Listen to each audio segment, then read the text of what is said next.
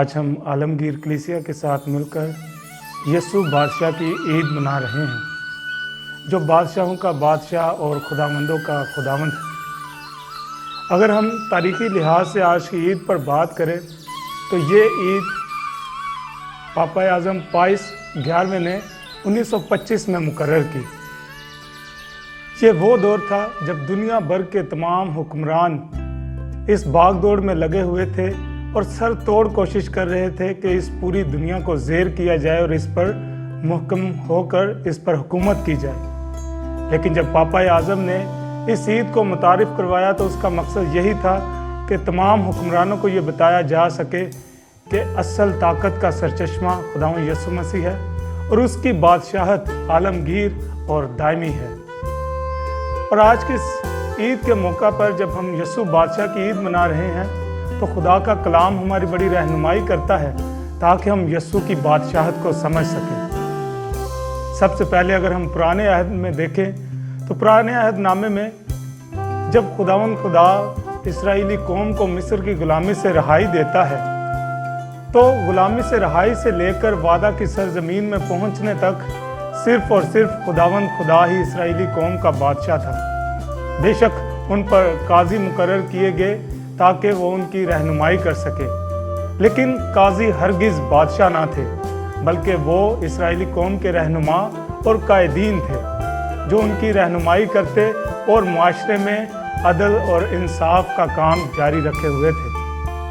लेकिन इस्राएल की तारीख में कठिन मोड़ तब आया जब उन्होंने बादशाह का मुतालबा किया। जब इस्राएली कौम ने बादशाह का मुतालबा किया तो खुदा ने इस्राएली कौम को बताया कि अगर वो बादशाह का मुतालबा कर रहे हैं तो कौन कौन से वो मुमकिन ख़तरात हैं जो बादशाह होने के नतीजे में जब वो बादशाह उन पर तैनात किया जाएगा तो उनको जिन मुश्किलात का सामना करना पड़ेगा वो कौन सी मुश्किलात हैं। लेकिन इन सारी बातों के बावजूद इस्राएली कौम जो है इस मुतालबे से ना फिरे, बल्कि उन्होंने सिर्फ एक ही बात पर डटे रहे कि हमें दूसरी अक़वाम की तरह बादशाह चाहिए। तो तब खुदा अपने नबी शमूएल पर जाहिर होता और उससे हम कलाम होकर कहता है कि जो ये कहते हैं उनकी सुन और इन पर बादशाह मुकर्रर कर। तो शमूएल नबी खुदा के कलाम के मुताबिक सबसे पहले शाऊल को इस्राएली कौम का पहला बादशाह मुकर्रर करता है और उस लम्हा से पेशतर सिर्फ और सिर्फ खुदा ही इस्राएली कौम का बादशाह था। लेकिन ये तारीख में पहली मर्तबा हुआ कि जब किसी एक और इंसान को इस्राएली कौम का बादशाह बनाया गया। जब शाऊल बादशाह बना तो उसकी बादशाहत का दौर कोई इतना खुशगवार ना रहा और लोग उसकी बादशाहत से मायूस हुए और सबसे बढ़कर खुदा खुद उसकी बादशाहत से नाखुश था।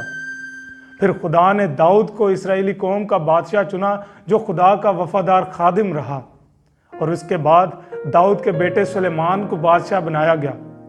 सुलेमान ने भी खुदा के घर की तामीर की, खुदा के हैकल की तामीर की और हिकमत से अपनी कौम इस्राएल पर हुकूमत करता रहा। उसके बाद सुलेमान का बेटा रहबाम बादशाह बना और ये वो दौर था जब इस्राएल के 12 कबाइल 2 हिस्सों में तकसीम हो गए।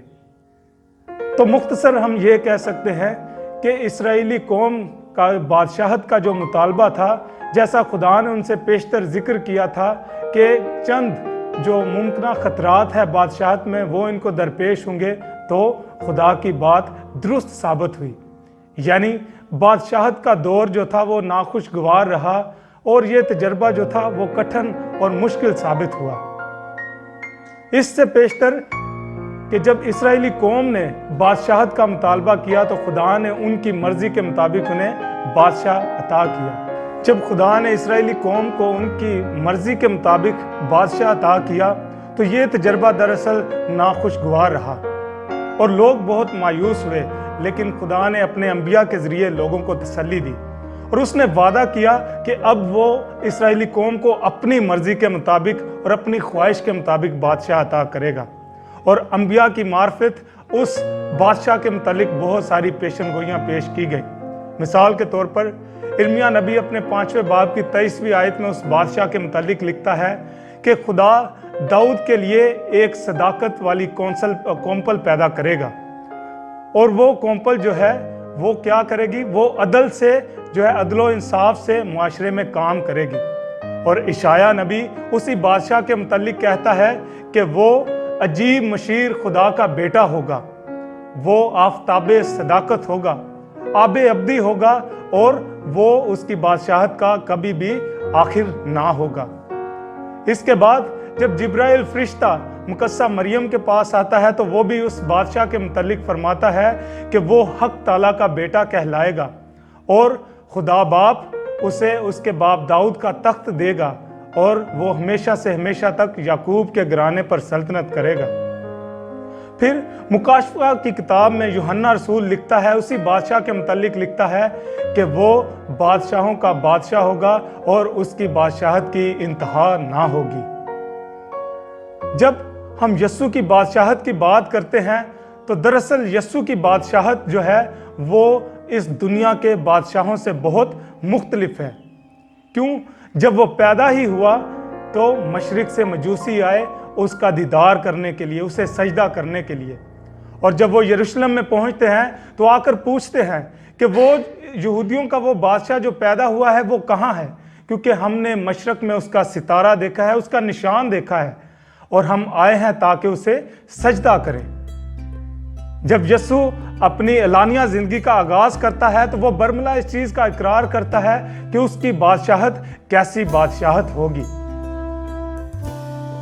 जब हम इस दुनिया के हुक्मरानों को देखें, इस दुनिया के बादशाहों को देखें और यस्सु की बादशाहत को देखें तो हमें एक बहुत बड़ा तजाद जो है देखने को मिलता है।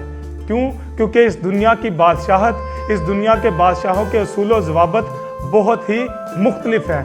इसके बरक्स यस्सु की बादशाहत जो है वो इस दुनिया की बादशाहत से बहुत ही मुनफरिद और बहुत ही अनमोल है। इस दुनिया के हुक्मरान जो हैं वो हमेशा लोगों पर हुकूमत करते रहे, उन्होंने लोगों से खिदमत ली, लेकिन जब यस्सु इस दुनिया में आता है तो वो खिदमत करवाने नहीं बल्कि खिदमत करने आता है। इस दुनिया में जितने भी बादशाह बर्पा हुए वो सिर्फ और सिर्फ इक़्तिदार हासिल करना चाहते थे, ताकत हासिल करना चाहते थे और इस दुनिया पर हुकूमत करना चाहते थे। लेकिन यस्सु की बादशाहत का मकसद सिर्फ और सिर्फ अमन था।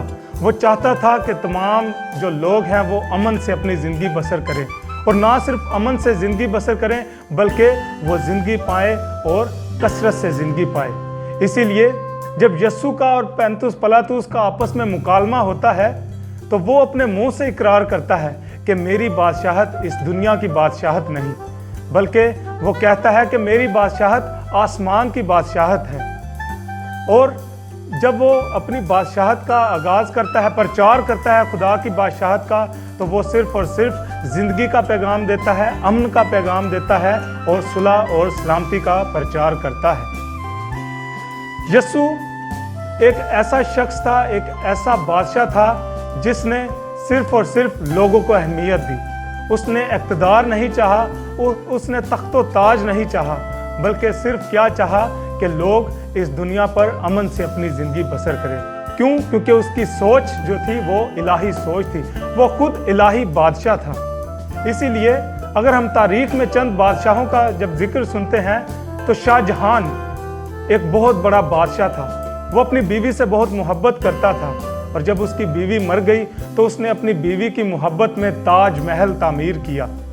फिर हमें एक बरतानिया के बादशाह का जिक्र मिलता है, यानी मेरी मुराद किंग एडवर्ड से है। वो भी एक बहुत मशहूर बादशाह था। उसकी बीवी, वो भी अपनी बीवी से बहुत मोहब्बत करता था, और उसकी बीवी कैंसर की बीमारी के सबब मर गई। तो उसने अपनी बीवी की मोहब्बत की याद में कैंसर के इलाज के लिए एक हस्पताल तामीर करवाया।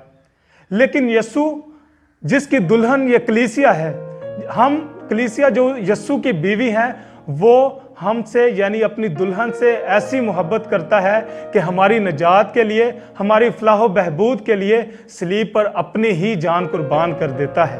और यही उसका प्यार है, यही उसकी बादशाहत है। और जब हम दुनिया के बादशाहों की बात करें तो उनके तख्तो ताज पर उनका नाम लिखा होता है, लेकिन यस्सु की बादशाहत की जब बात की जाए तो जब वो सलीब पर लटका हुआ है, मसलूब हो चुका है, तो सलीब पर उसकी बादशाहत का नाम लिखा है कि ये यहूदियों का बादशाह है। जब ये तख्ता उसकी सलीब पर लगाया गया जो उसकी बादशाहत को जाहिर करता है, तो याद रखें कि ये तख्ता 3 बहुत बड़ी ज़ुबानों में लिखा गया। यानी जिन ज़ुबानों में ये तख्ता लिखा गया वो ज़ुबानें उस दौर की बहुत बड़ी ज़ुबानें थी, बहुत बड़ी ताकतों की निशानदही करती थी। मिसाल के तौर पर ये जो तख्ता लिखा गया ये 3 मुख्तलिफ ज़ुबानों में लिखा गया। पहले नंबर पर जो ज़ुबान थी वो यूनानी ज़ुबान थी जिसका ताल्लुक हिकमत से था, तालीम से था, इल्म से था। तो जब इस ज़ुबान में इस बात का इकरार किया गया कि यस्सु यहूदियों का बादशाह है, तो इससे मुराद यानी दुनिया की जितनी भी हिकमत है वो भी इस बात को मानती है, इस बात को कबूल करती है कि खुदावंद यस्सु मसीह इस दुनिया का बादशाह है। जो दूसरी ज़ुबान इस तख्ते को लिखने में इस्तेमाल की गई वो लातीनी ज़ुबान थी, और लातीनी ज़ुबान रोमी हुकूमत की निशानदही करती है जो उस वक्त इस्राएली कौम पर हुकूमत कर रहे थे। यानी उस वक्त की ये आर्जी हुकूमत जो है वो भी इस बात का बरमला इकरार करती है कि यस्सु जो है वो इस दुनिया का बादशाह है। जो तीसरी ज़ुबान थी वो इब्रानी ज़ुबान थी, यानी इब्रानी ज़ुबान इलाही ज़ुबान या इल्हामी ज़ुबान समझी जाती थी, जिसमें खुदावंद खुदा जो है वो अपना कलाम अपनी कौम इसराइल पर और अंबिया की मार्फत ज़ाहिर करता है। यानी खुदा का कलाम जो है या खुदा की इलाही ज़ुबान जो है वो भी इस बात का इकरार करती है कि ये मेरा बेटा अल महबूब है जिससे मैं खुश हूँ और ये पूरी दुनिया का बादशाह है। आज जब हम ये ईद मनाते हैं तो यस्सु के शागिर्द होने के नाते हम पर यह फ़र्ज़ है कि हम उसकी बादशाहत का प्रचार करें। क्यों? क्योंकि यही वो अमल है, यही वो फ़र्ज़ है जो खुदावंद यस्सु मसीह ने खुद हमें सिखाया। और उसकी अपनी ज़िंदगी में जब वो तबलीग कर रहा था तो खुदा की बादशाहत का प्रचार जो है वो एक बहुत नुमाया पहलू था उसकी ज़िंदगी में। जब हम देखते हैं कि वो मुनादी करता है तो वो लूका की इंजील उसके 4 बाब में कहता है कि लाजिम है कि मैं शहरों में जाऊं ताकि वहां भी जाकर खुदा की बादशाहत की खुशखबरी सुनाऊं। फिर जो वो अपने शागिर्दों को दुआ करना सिखाता है तो वो यही सिखाता है, ऐ हमारे बाप तू जो आसमान पर है, तेरा नाम पाक माना जाए और तेरी बादशाहत आए।